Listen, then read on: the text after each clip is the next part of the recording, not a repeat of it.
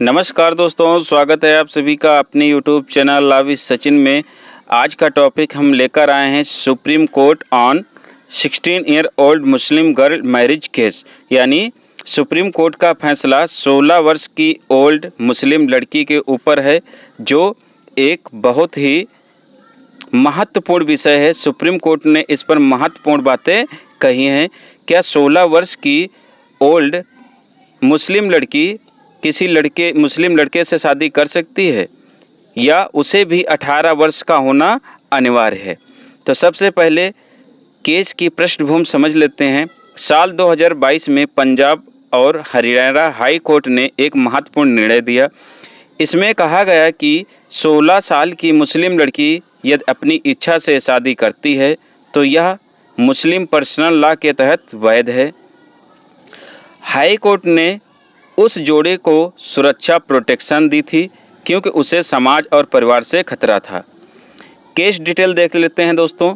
National commission for protection of child right यानी NCPCR versus Ghulam Deen and others. फिर है NCPCR versus Javed and others.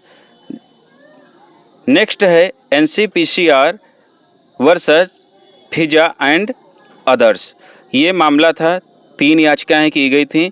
इस पर supreme court ने क्या टिप्पणी की और NCPCR की क्या आपत्ति थी, उसको देखते हैं।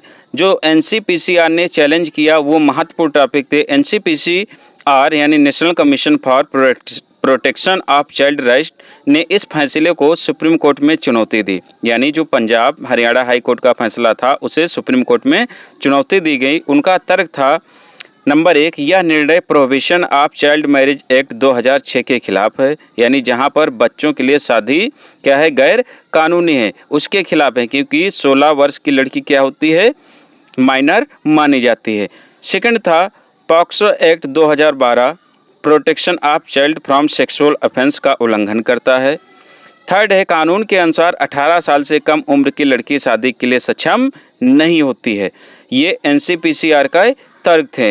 वहीं सुप्रीम कोर्ट का फैसला क्या कहता है? जजमेंट ऑफ सुप्रीम कोर्ट 19 अगस्त 2025 का मामला है। उसमें सुप्रीम कोर्ट ने क्या कहा? बेंच थी जस्टिस BV नागरत्ना और जस्टिस R महादेवन, 2 जस्टिस शामिल थे। NCPCR की याचिका खारिज कर दी गई, यानी याचिका पर कोई सुनवाई नहीं की गई। मुख्य कारण जो बताए गए NCPCR को, इस मामले में स्ट्रेंजर टू द लिटिगेशन है। यानी इस केस में NCPCR का कोई सीधा संबंध नहीं है। यानी जो व्यक्ति शादी कर रहे हैं उन्हें कोई दिक्कत नहीं है और NCPCR का कोई सीधा संबंध नहीं है। सुप्रीम कोर्ट ने ये कहा। अगर किसी अन्य उचित मामले में यह सवाल उठता है तो कोर्ट उस पर विचार करेगा, लेकिन इस याचिका पर कोई विचार नहीं करेगा। करते हैं ऑब्जर्वेशन ऑफ सुप्रीम कोर्ट, यानी सुप्रीम कोर्ट की टिप्पणियां इस पे क्या थी। नंबर 1, लोकस स्टैंडी का सवाल। कोर्ट ने कहा if 2 minor children are protected by high court, मतलब यदि 2 माइनर आवश्यक लोगों को हाई कोर्ट के द्वारा संरक्षण दिया गया है, how can NCPRC challenge such an order. तो NCPCR इस आर्डर को कैसे चैलेंज कर सकती है, कैसे चुनौती दे सकती है। सेकंड, लव एंड कंसेंट पर टिप्पणी दी।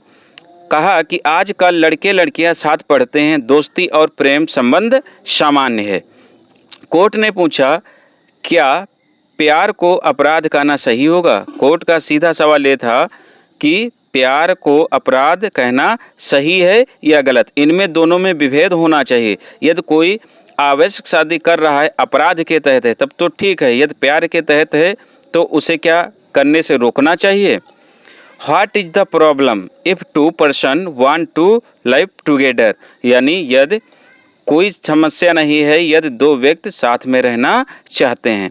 थर्ड, NCW यानी नेशनल कमीशन फॉर वुमेन की याचिका भी खारिज हुई, उस पर भी कोई सुनवाई नहीं हुई।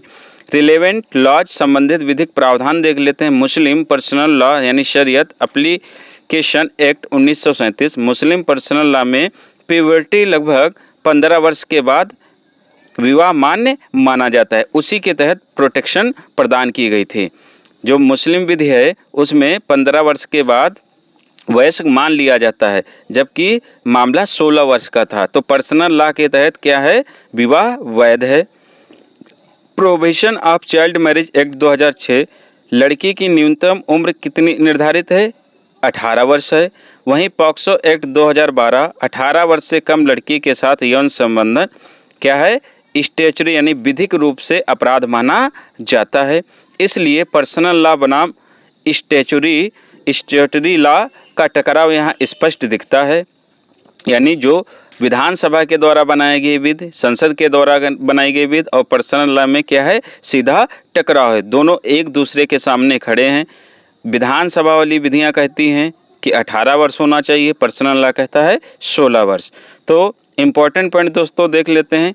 सुप्रीम कोर्ट ने अभी सब्सटेंटिव कानून यानी कानूनी वैधता पर फैसला नहीं दिया है, केवल इतना कहा है कि एनसीपीसीआर को यह चुनौती देने का अधिकार नहीं है। Second, personal law versus child marriage act का विवाद अभी भी खुला हुआ है।